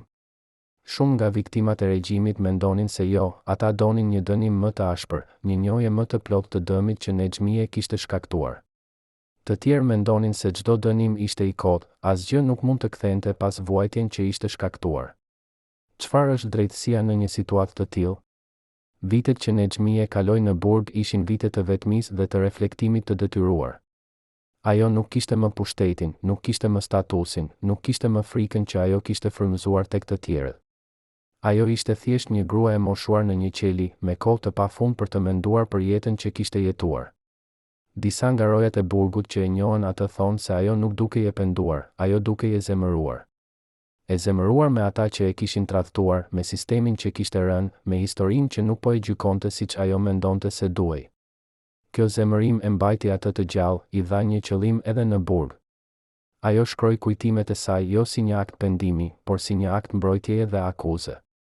Ajo po akuzonte brezin e ri për të harruar sakrificën që brezi i saj kishte bërë, për të tradhtuar idealet për të cilat ata kishin luftuar. Por sa nga kjo ishte një kritik e sinqertë, dhe sa ishte thjesht një paftësi për të pranuar se idealet e saj kishin qenë të gabuara që nga fillimi? Pas lirimit nga burgu, Nexhmije jetoi vitet e fundit të jetës së saj në një lloj limbo, as plotësisht e harruar, as plotësisht e kujtuar. Ajo ishte një figurë që njerëzit e njihnin, por që preferonin të mos flisnin për të. Emri i saj ngjallte kujtime të dhimbshme, debate të ashpra, ndjenja të përziera. Disa e shihnin si një viktim të një gjyqi politik, si një grua që po dënohej për besnikërinë ndaj burrit të saj.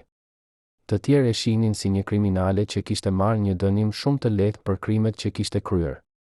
Të dy këto pikpamje kanë një element të vërtetë, por asnjëra nuk e kap plotësisht kompleksitetin e figurës së saj. Nexhmije ishte dhe viktim dhe kriminale, dhe besimtare dhe manipuluese, dhe idealiste dhe oportuniste. Ajo ishte një produkt i kohës së saj, por gjithashtu një aktor aktiv që formoi atë kohë.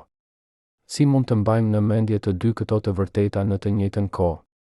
Vdekja e Nexhmije në vitin 2008 ishte fundi i një epoke.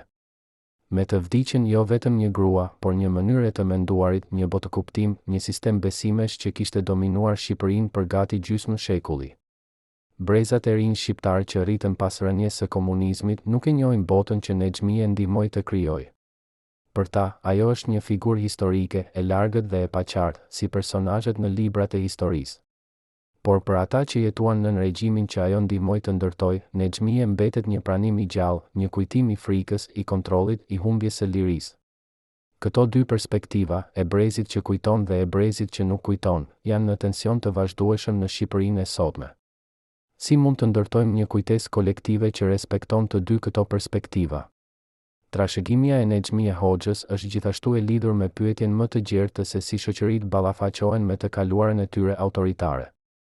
Shqipëria, si shumë vende të tjera postkomuniste, ka luftuar për të gjetur një ekuilibër mes kujtesës dhe harresës, mes drejtësisë dhe pajtimit, mes dënimit dhe faljes. Nexhmie përfaqëson një nga figurat më të vështira për t'u ballafaquar, sepse ajo nuk ishte thjesht një ekzekutuese e urdhrave, por një besimtare e vërtet në sistemin që ajo ndihmoi të ndërtojë. Ajo nuk veproi nga ligësia ose nga sadizmi, por nga një bindje e thellë se po bënte të drejtën. Kjo e bën përgjegjësinë e saj edhe më komplekse, sepse nuk mund ta shpjegojmë thjesht si një rast të një personi të keq që bëri gjëra të këqija. Ajo ishte një person që besonte se po bënte gjëra të mira, por që shkaktoi dëm të tmerrshëm. Si duhet të gjykojmë një person të tillë? Një nga mësimet më të rëndësishme që mund të nxjerrim nga historia e Nexhmie është rreziku I besimit absolut në çdo ideologji. Nexhmie besonte aq thellë në komunizëm sa që ajo ishte e gatshme të sakrifikonte gjithçka, lirinë, dashurinë, humanitetin për të. Ky besim absolut e verboi ndaj pasojave të veprimeve të saj, e bëri të paaftë për të parë vuajtjen që ajo shkaktonte. Në një botë ku ideologjitë e ndryshme, politike, fetare, kombëtare, vazhdojnë të kërkojnë besnikëri absolute, historia e Nexhmie na kujton se çdo ideologji që kërkon të vendosë veten mbi humanitetin është e rrezikshme. Çdo sistem besimesh që na kërkon të shohim njerëzit si mjete për një qëllim më të lartë, në vend që si qëllime në vetvete, na çon në rrugën e Nexhmie. Si mund të mbrojmë veten nga ky lloj fanatizmi ideologjik? Një mësim tjetër është rëndësia e empatisë dhe e aftësisë për të parë botën nga perspektiva e të tjerëve. Nexhmie humbi këtë aftësi, ose ndoshta nuk e pati kurrë. Ajo nuk mund të imagjinonte se si ndjej të ishe në anën tjetër të pushtetit që ajo ushtronte, të ishe viktima e sistemit që ajo mbrojte. Kjo mungesë empatie e bëri të mundur për të urdhëronte arrestime, të miratonte dënime, të shkatëronte jetë pa ndjer peshën morale të këtyre veprimeve. Në një botë ku polarizimi po rritet, ku njerëzit po bëhen gjithnjë më të paaftë për të kuptuar ata që mendojnë ndryshe, historia e Nexhmie na kujton se humbja e empatisë është hapi I parë drejt mizorësisë. Si mund të kultivoj?